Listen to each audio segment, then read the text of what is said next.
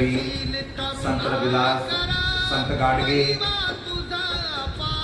Doctor बाबा साहब अम्बेडकर, मानवर कांसीराम, इन सभी को श्रद्धा के सुमन अर्पित करते हुए हम अपनी बात को आगे ले जाने का प्रयास कर रहे हैं।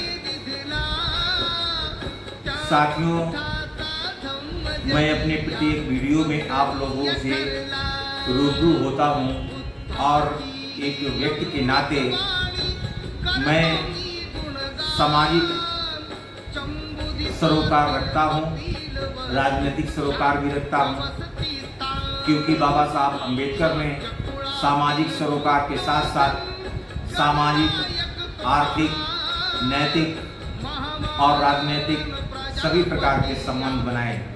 जहां उन्होंने मूक नायक जैसी पत्रिका को लिखा, वहीं उन्होंने एक राजनीतिक दल भी बनाया।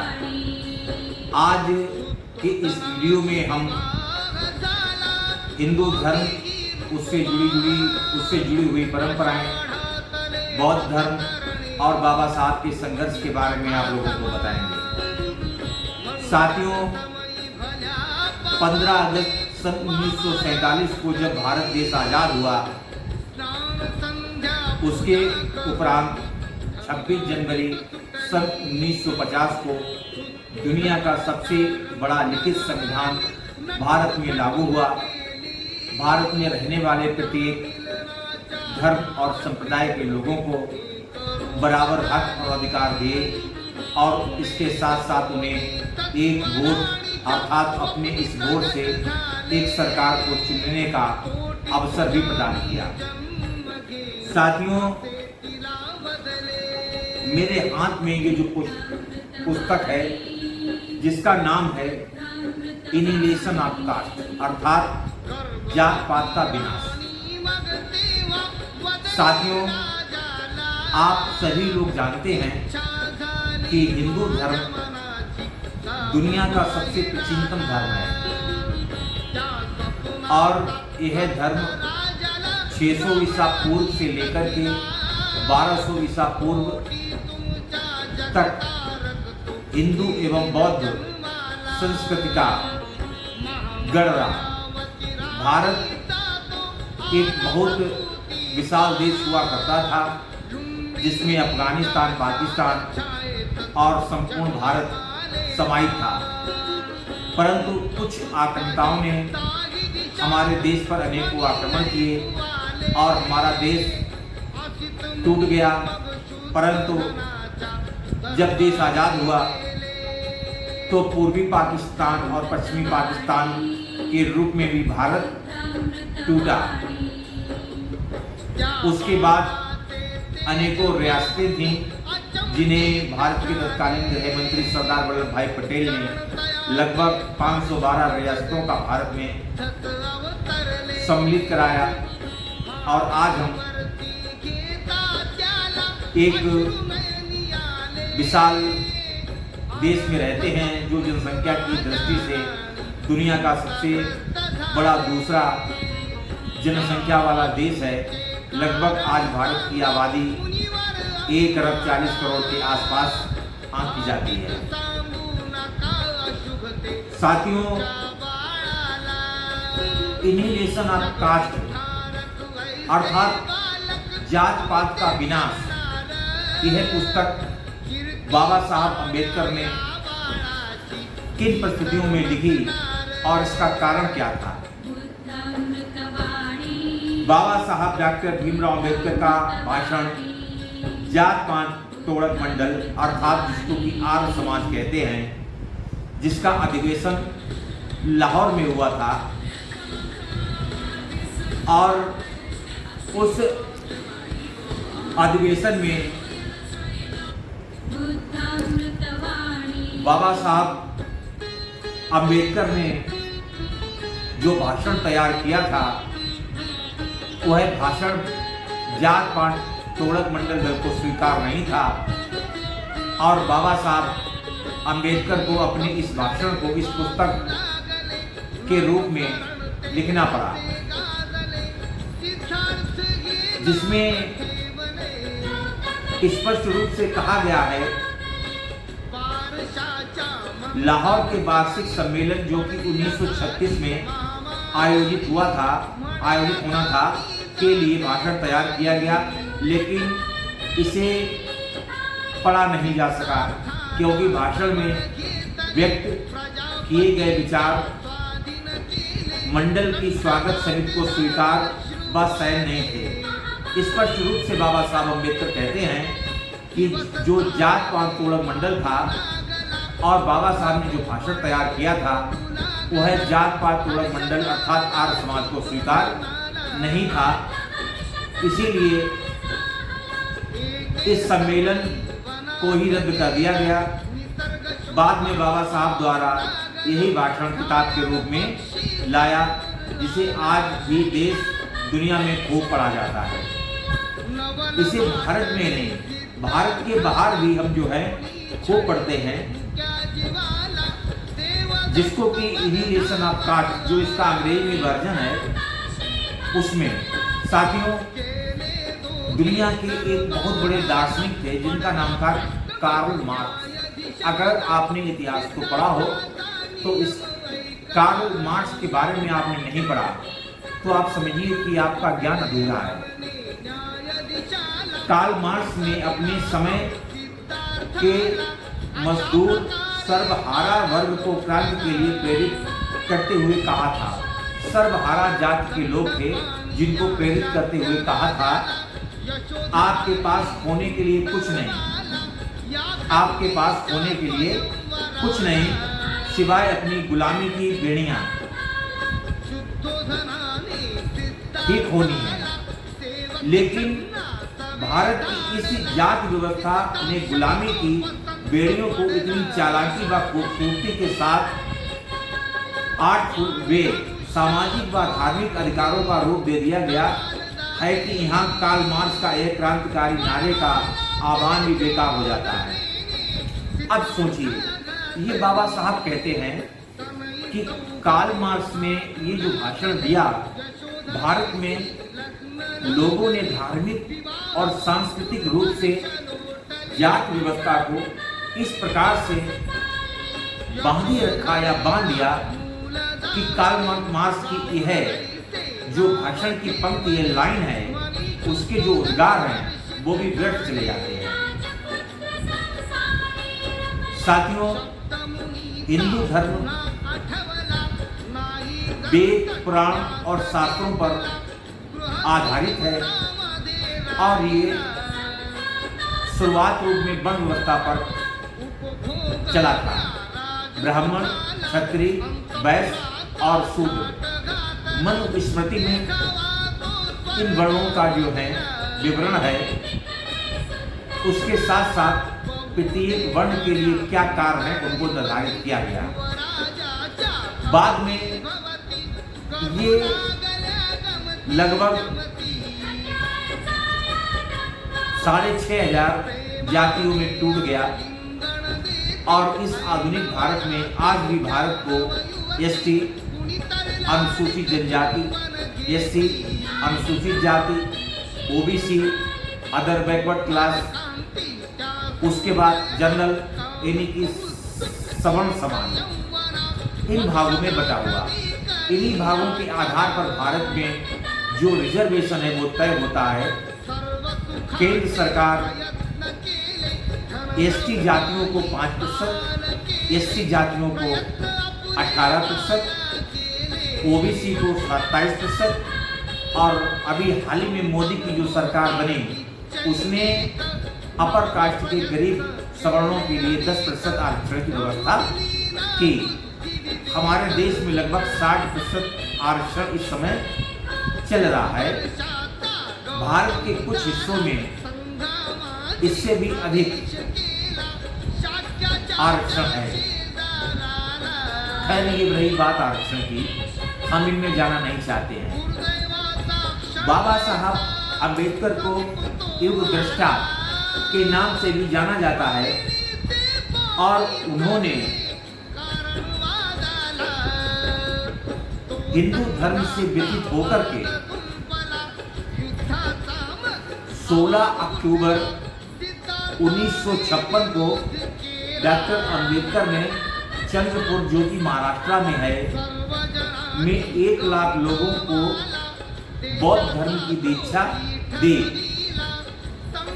27 नवंबर 1956 को बाबा साहब सारनाथ गए। वहां उन्होंने अपने भाषण में कहा, हमें ऐसा धर्म अपनाना चाहिए जहां व्यक्ति में आपस में भेद ना हो, जहां व्यक्तियों के बीच किसी प्रकार का डिस्क्रिमिनेशन ना हो, भेद ना हो, जहां समता और भाईचारा हो, इक्वलिटी। ये ऊंचे आदर्श केवल बौद्ध धर्म में ही पाए जाते हैं। बाबा साहब ने पुरजोर रूप से कहा कि ये उद्देश्य जो है, आदर्श जो है, केवल बौद्ध धर्म में पाए जाते हैं। उन्होंने आगे कहा, प्रत्येक बौद्ध का यह कर्तव्य है कि हर रविवार को बुद्ध विहार जाए और वहाँ धम्म प्रवचन सुने। यानी कि जो बौद्ध धर्म ग्रहण करे वह प्रत्येक रविवार को किसी बौद्ध विहार जाए और वहाँ बौद्ध धर्म से संबंधित प्रवचन को सुने। जब तक वह वहाँ नहीं जाएगा तब तक बौद्ध धर्म को ठीक नहीं समझ सकेगा। साथियों, बाबा साहब अम्बेडकर ने बौद्ध धर्म के महत्व को अपने इस संबोधन में कहा। उसके साथ ही बाबा साहब ने कहा है,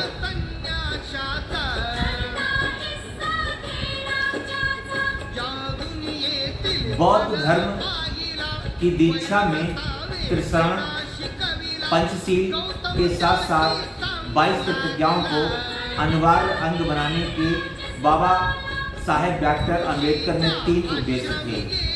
बाबा साहब ने जब बौद्ध धर्म ग्रहण किया तो बौद्ध धर्म के साथ साथ उन्होंने जो है 22 प्रतिज्ञाएं भी ली थी और अपने अनुयायियों से कहा था कि इन 22 प्रतिज्ञाओं का वो अक्षरशः पालन करें।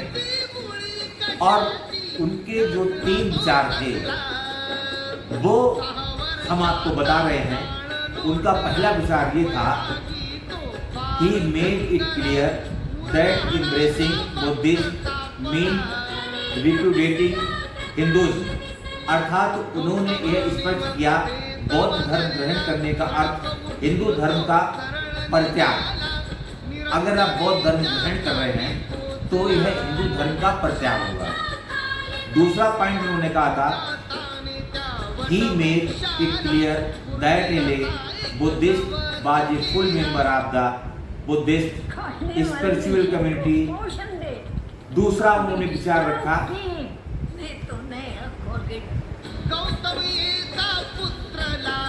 उन्होंने स्पष्ट किया कि बौद्ध उपासक भी बुद्धिस्ट आध्यात्मिक संघ का पूर्ण सदस्य होता है। और तीसरा उनका था, He made it clear that the lay Buddhist no less than the monk was expected actually to practice Buddhism। उन्होंने स्पष्ट किया कि बौद्ध उपासक भिक्षु से कम नहीं, बौद्ध उपासक भिक्षु से कम नहीं, से भी बौद्ध आचरण की अपेक्षा की जाती है। 15 अक्टूबर 1956 को डॉक्टर अम्बेडकर ने एक प्रश्न के उत्तर में कहा था, व्यक्ति केवल रोटी से जीवित नहीं रह सकता। आप इस पर सुनिए, आपको ही जो 5 किलो गेहूं और चावल मिल रहा है, आप जिसके बलबूते आप जो है अपने वोट को बेच रहे हैं, तो बाबा साहब क्या कहते हैं? अगर आप बाबा साहब के अनुयायी हैं, अगर आप ST, SC, OBC और माइनॉरिटी में खास तौर से मुस्लिम हैं, तो आप इस बात को, बाबा साहब की इस बात को समझिए। व्यक्ति केवल रोटी से जीवित नहीं रह सकता, उसके पास मन भी है, उसके पास मन भी है, जिसे विचारों की खुराक चाहिए, जिसे विचारों की खुराक चाहिए। धर्म मनुष्य में आशा का संचार करता है। दलित के उत्साह को हिंदू धर्म ने नष्ट कर दिया। यानी कि दलितों में जो उत्साह था वो है हिंदू धर्म ने नष्ट कर दिया। इसीलिए मैंने यह आवश्यक समझा कि मैं अपने धर्म, हिंदू धर्म को त्याग कर बौद्ध धर्म ग्रहण करूं। इसलिए बाबा साहब अम्बेडकर ने जो है बौद्ध धर्म ग्रहण करने की अपनी इच्छा को व्यक्त किया और उन्होंने सन 1956 में बौद्ध धर्म ग्रहण कर लिया और इस धर्म की ग्रहण करने के साथ साथ बाबा साहब अम्बेडकर ने जो है जिन 22 प्रतिज्ञाओं का मनन किया था, जो ग्रहण की थी, उन 22 प्रतिज्ञाओं में उन्होंने स्पष्ट रूप से कहा है, नंबर 1, मैं ब्रह्मा विष्णु और महेश को कभी ईश्वर नहीं मानूंगा और ना उनकी पूजा करूंगा। ये बाबा साहब अम्बेडकर कहते हैं, ये मैं नहीं, मेरे विचार नहीं है। मैं आज हिंदू धर्म में हूँ, इसलिए मैं उसका विरोध नहीं करता हूँ, लेकिन ये बाबा डॉक्टर B.R. अम्बेडकर के विचार हैं, जो कि भारत सरकार द्वारा प्रकाशित पुस्तक वाङ्मय खंड, जो कि 21 खंडों में है, उन पुस्तकों के पीछे भी इन 22 प्रतिज्ञाओं को लिखा गया है, जिसका मेरे पास पूर्ण रूप से प्रूफ है। और अगर आप इंटरनेट के माध्यम से इनको सर्च करना चाहते हैं तो गूगल पर आप बोलिए बाबा साहब डॉक्टर भीमराव अम्बेडकर की 22 प्रतिज्ञाएं, तो इंटरनेट पर भी ये आपको जो है दिख जाएगी। इसलिए इसकी प्रमाणिकता मैं नहीं बल्कि सारी दुनिया कर रही है। दूसरा पॉइंट उन्होंने कहा था, मैं राम और कृष्ण को ईश्वर नहीं मानूंगा और ना कभी उनकी पूजा करूंगा। यानी कि राम और कृष्ण को कभी ईश्वर नहीं मानूंगा और ना ही उनकी पूजा करूंगा। मैं गौरी गणपति इत्यादि हिंदू धर्म के किसी भी देवी देवता को नहीं मानूंगा और ना ही उनकी पूजा करूंगा। मैं इस पर विश्वास नहीं करूंगा कि मैं ईश्वर ने कभी अवतार लिया। उन्होंने स्पष्ट रूप से कहा कि मैं इस पर विश्वास नहीं करूंगा कि ईश्वर ने कभी अवतार लिया। मैं इसे कभी नहीं मानूंगा कि भगवान बुद्ध विष्णु का अवतार हैं और ऐसे प्रचार को पागलपन का प्रचार समझूंगा। मैं श्राद्ध कभी नहीं करूंगा और ना कभी पिंडदान करूंगा। नंबर 7, मैं बौद्ध धर्म के विरुद्ध किसी की बात नहीं मानूंगा। नंबर 8, मैं कोई क्रिया कर्म ब्राह्मणों के हाथों से नहीं कराऊंगा। नंबर 9, मैं इस सिद्धांत को मानूंगा कि सभी मनुष्य एक हैं। नंबर 10, मैं समता की स्थापना के लिए प्रयत्न करूंगा। नंबर 11, मैं तथागत बुद्ध के अष्टमार्ग का पूर्ण रूप से पालन करूंगा।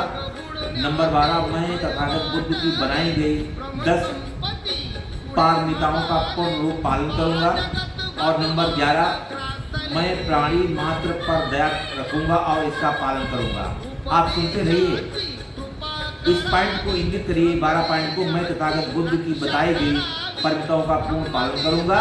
और 13वां, मैं प्राणी मात्र पर दया रखूंगा और उसका पालन करूंगा। मैं चोरी नहीं करूंगा, मैं झूठ नहीं बोलूंगा, मैं शराब आदि कोई नशा नहीं करूंगा। मैं अपने जीवन को बौद्ध धर्म के 3 तत्वों अर्थात ज्ञानशील और समता पर डालने का प्रयत्न करूंगा। मैं मनुष्य मात्र के उत्कर्ष के लिए हानिकारक और मनुष्य मात्र को असमान व नीच मानने वाले अपने पुराने हिंदू धर्म का पूरी तरह त्याग करता हूं और बुद्ध धर्म को स्वीकार करता हूं। मेरा विश्वास है कि बौद्ध धर्म ही सद्धर्म है। मैं यह मानता हूं कि मेरा पुनर्जन्म हो रहा है। और 22वां पॉइंट था, मैं यह पवित्र प्रतिज्ञा करता हूं कि आज से मैं बौद्ध धर्म की शिक्षा के अनुसार आचरण करूंगा। यह बाबा साहब अम्बेडकर ने 22 प्रतिज्ञाओं ली, उनका मैंने आप लोगों को पढ़ करके सुनाया। और इसके साथ ही उन्होंने कहा है, भवतु सब मंगलम रखंत सब देवता सब बुद्धान भावे सुधा शोतित्व भवन्ते। भवतु सब मंगलम रखंत सब देवता सब धर्मानुभावे सुधा शोत भवते। भवतु सब मंगलम रखंत सब देवता सब संगानुभावे सदा शोति भवते। ये बाबा साहब ने 22 प्रतिज्ञाओं को एक्सेप्ट किया था और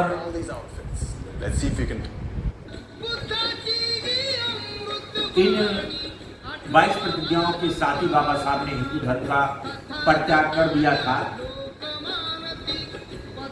और उन्होंने बौद्ध धर्म को अंगीकृत कर लिया था।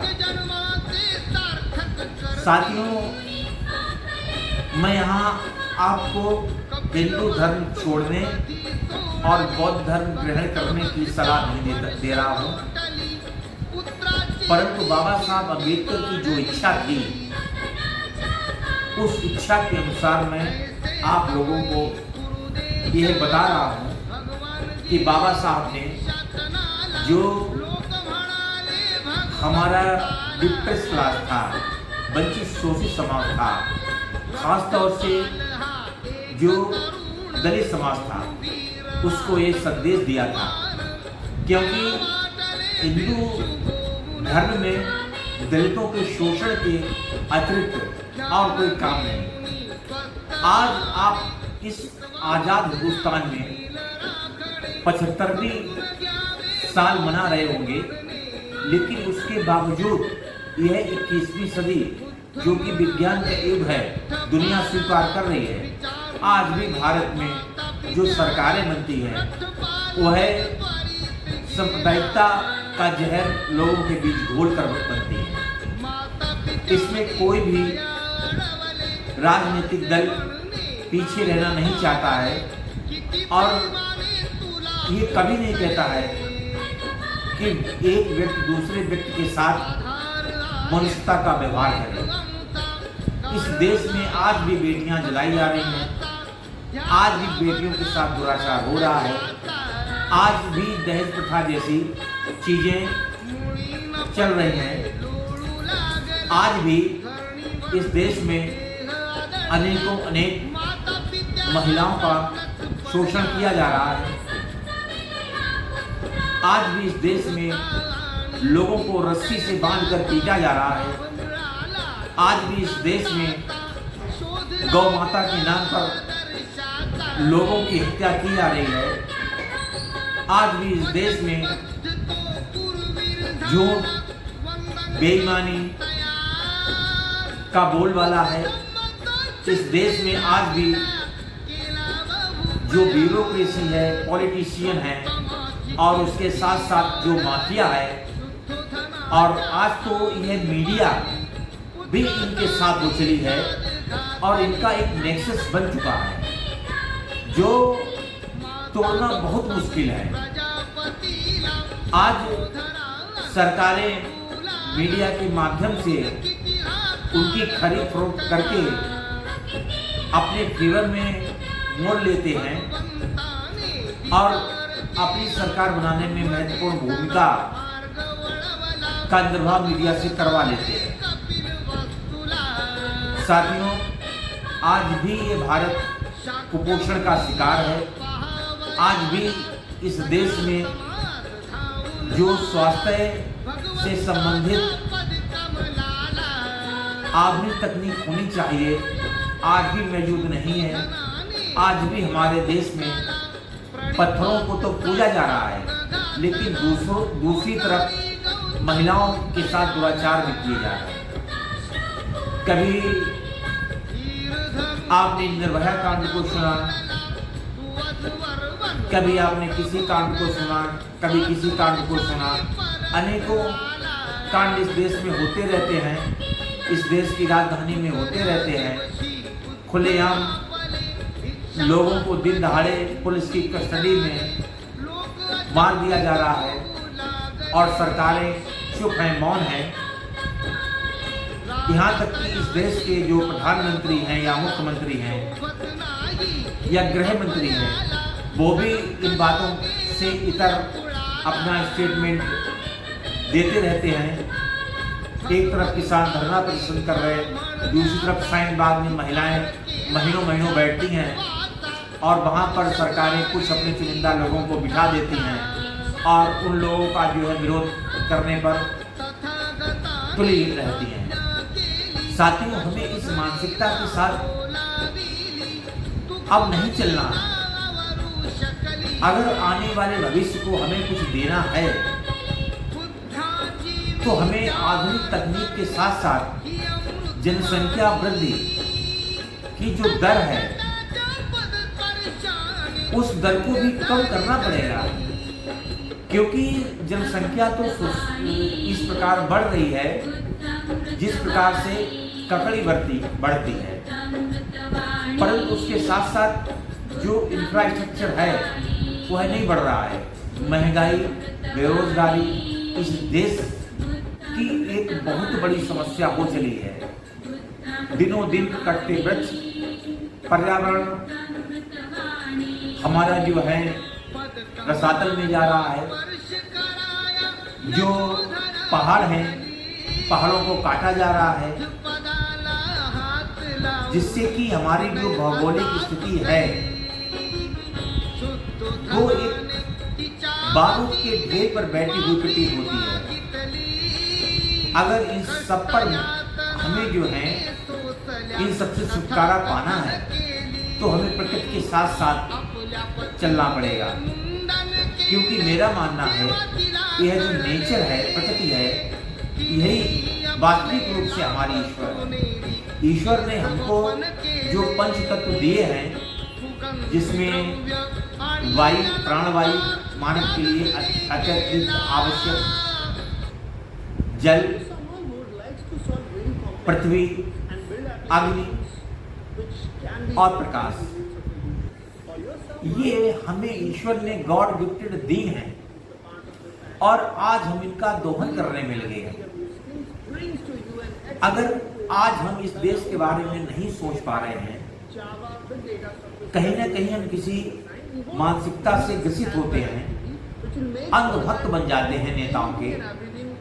इससे हमें मुक्ति पानी होगी अगर बुद्धिजीवी समाज इस देश में आगे आकर के देश को बदलने का प्रयत्न नहीं करेगा तो फिर इस देश का होगा क्या?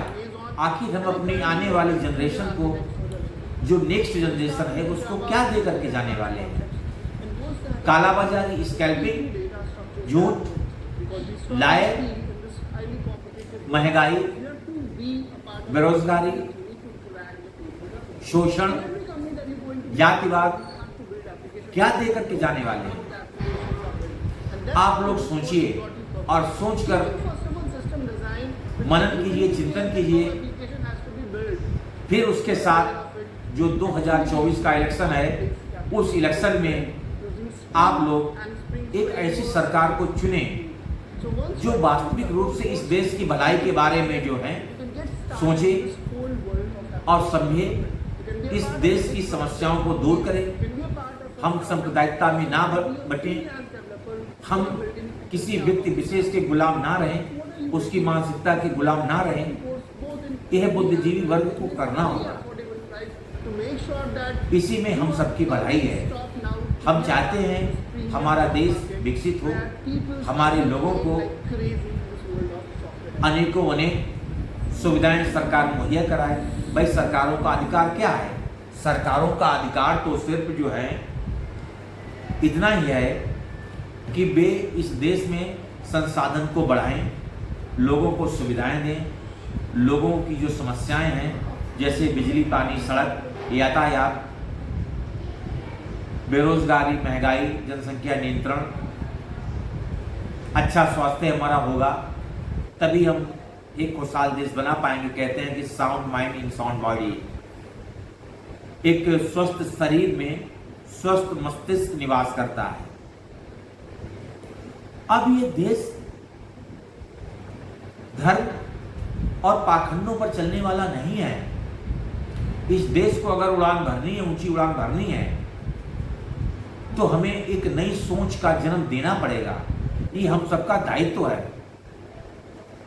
ये केवल व्यक्ति विशेष का दायित्व नहीं है, ये प्रत्येक भारतीय का दायित्व है कि वो आने वाली जनरेशन को एक नवीन डेवलप कंट्री दे करके जाए, जिसमें कि सांप्रदायिकता, जातिवाद, महिला शोषण, गरीबी, बेरोजगारी, भुखमरी, कुपोषण आदि समस्याएं ना हो। साथियों, आज के इस वीडियो में मैं अपने विचार यहीं पर समाप्त कर रहा हूं और जो हमारा अगला वीडियो आएगा उस वीडियो में हम आप बाबा साहब डॉक्टर भीमराव अंबेडकर से जुड़ी महत्वपूर्ण जो जानकारियां हैं वो आपके साथ साझा करेंगे।